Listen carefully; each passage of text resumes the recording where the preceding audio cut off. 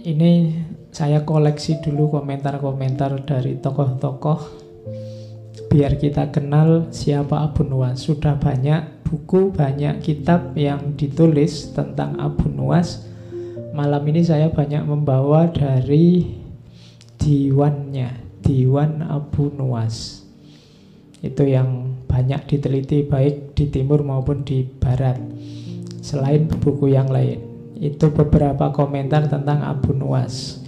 Yang pertama dari Abdurrahman Sidki. Katanya Abdurrahman Sidki, Abu Nuwas itu orang yang tolibul ladzat, orang yang pokoknya nyari nikmat, nyari seneng. Cuma katanya Abdurrahman Sidki, kelezatan yang dimaksud bukan kelezatan duniawi, tapi kelezatan intelek. Maksudnya apa? Dia suka kelezatan intelek. Yang dia lakukan sebagian besar adalah berpikir dan mengkritik masyarakatnya. Jadi Abu Nuwas ini perilakunya adalah perilaku kritis terhadap masyarakatnya.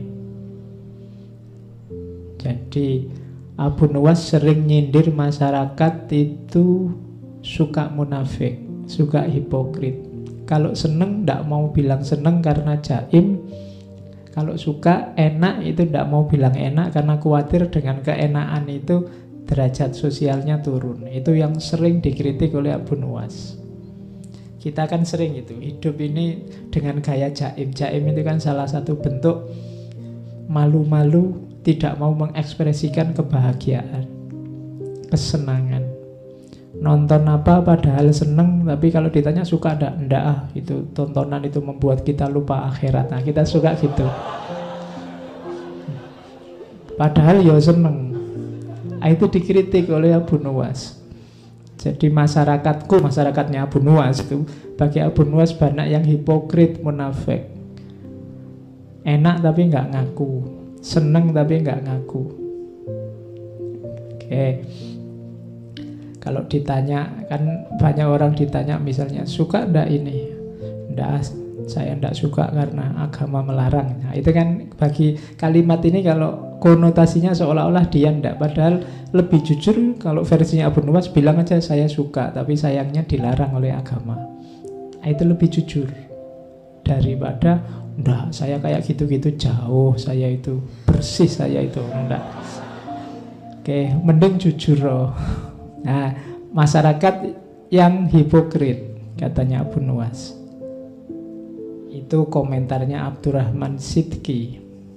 Ada komentarnya Saiki Daif. Saiki Daif ini bilang bahwa sebenarnya segala kontroversi tentang Abu Nuwas itu karena krisis pribadinya. Dari mana krisis pribadi ini muncul? Karena melihat agamanya dan masyarakatnya cenderung fokus ke materi, materialistik. Dan itu ditertawakan oleh Abu Nuwas. Dan dia menertawakan mereka tidak dengan cara mencaci maki, tapi dengan cara gayanya sendiri. Termasuk mabuk-mabukan tadi, termasuk segala kemaksiatan yang dia lakukan di masa muda. Itu karena dia merasa sebel luar biasa dengan masyarakatnya. Mungkin di kalangan kalian adalah yang muda-muda itu kan yang sebelnya luar biasa lihat situasi hari ini. Nah, itu kalau Abu Nuwas terus lahirnya jadi minum-minum, hura-hura, pokoknya asik aja tiap hari, maunya begitu. Itu lahir karena kekecewaan. Katanya Saiki Daif itu karena akumulasi krisis pribadi. Oke, ya sebenarnya kita semua bertanggung jawab agar orang-orang semacam ini tidak lahir karena eman-eman. Abu Nuwas ini kabarnya juga hafal Al-Quran, ilmu agamanya dalam. Kalau katanya Abbas Mahmud Aqad, Abu Nuwas ini agak narsis. Jadi cinta diri yang berlebihan.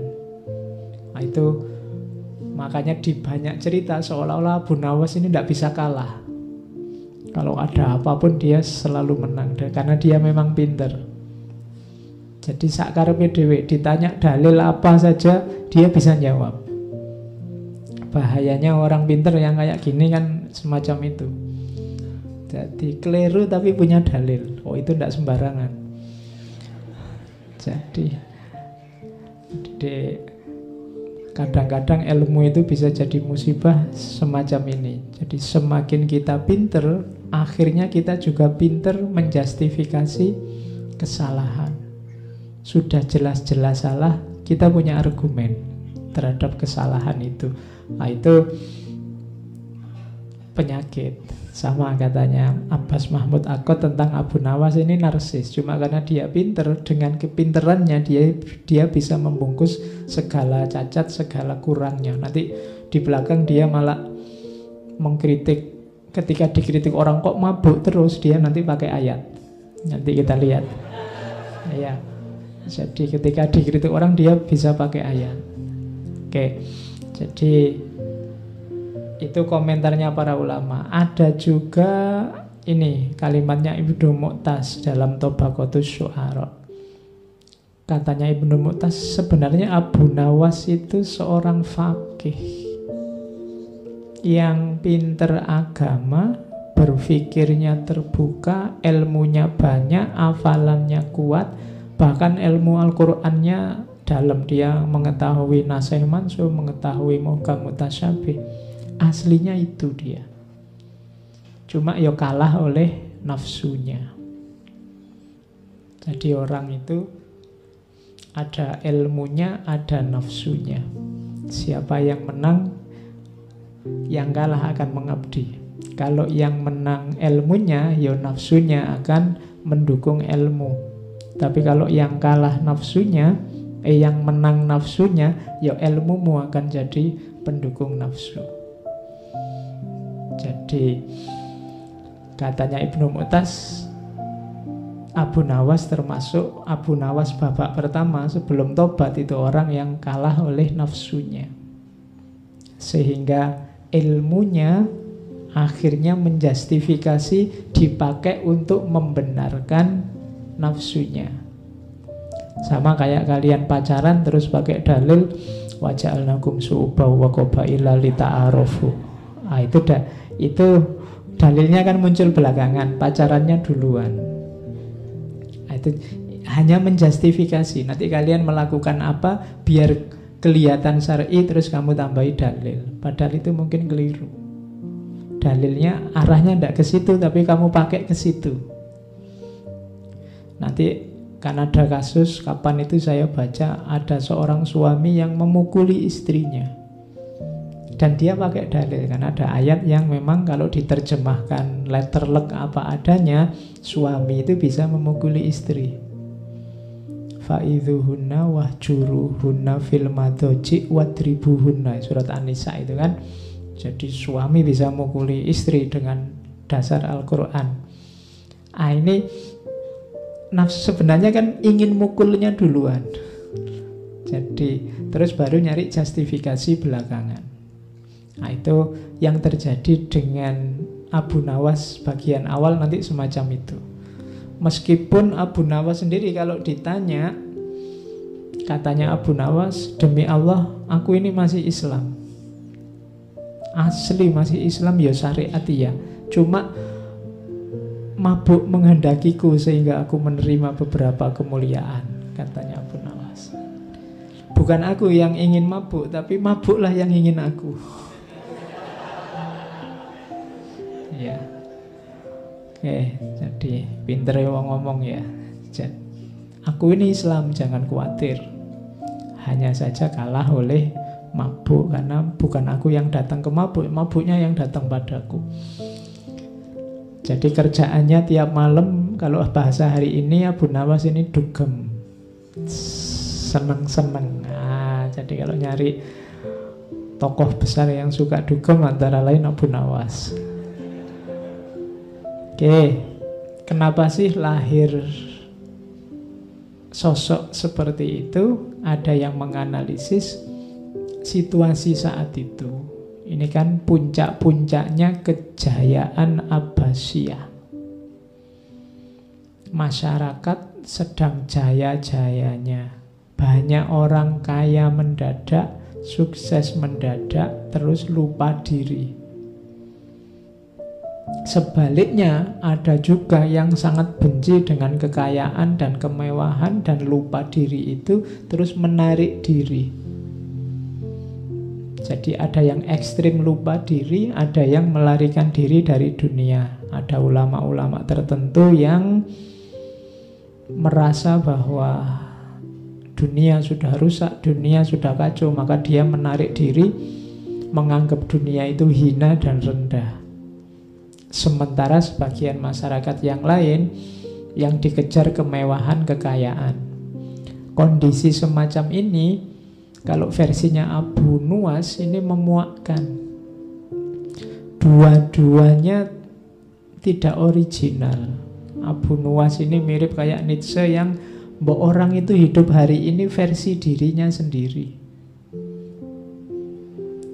Kalau ingin seneng ya seneng aja. Kalau ingin apa ya lakukan aja. Tidak usah dibelenggu oleh apapun. Itu situasi yang mengawali sosok lahirnya Abu Nuwas masa muda. Meskipun dia ilmu agamanya dalam, tapi kemudian dia jatuh pada kesimpulan bahwa masyarakat ini sakit dan mungkin tidak bisa sembuh.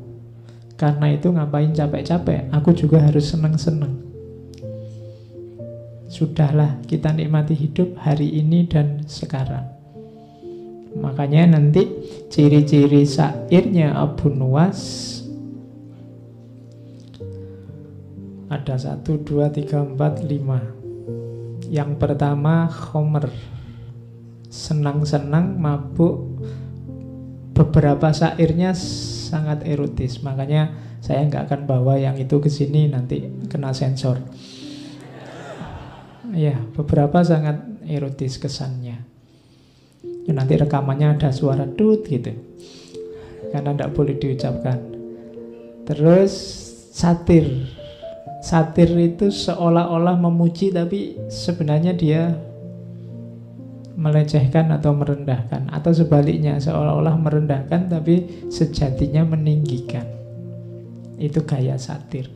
Seolah-olah dia memuji-muji, mabuk, tapi sebenarnya pujian ini untuk nyindir masyarakat yang tidak mabuk. Karena biasanya masyarakat itu kan cenderung mencaci maki orang mabuk. Nah, terus dia malah muji orang mabuk. Itu semacam satir, nyindir masyarakat. Masyarakat yang hipokrit.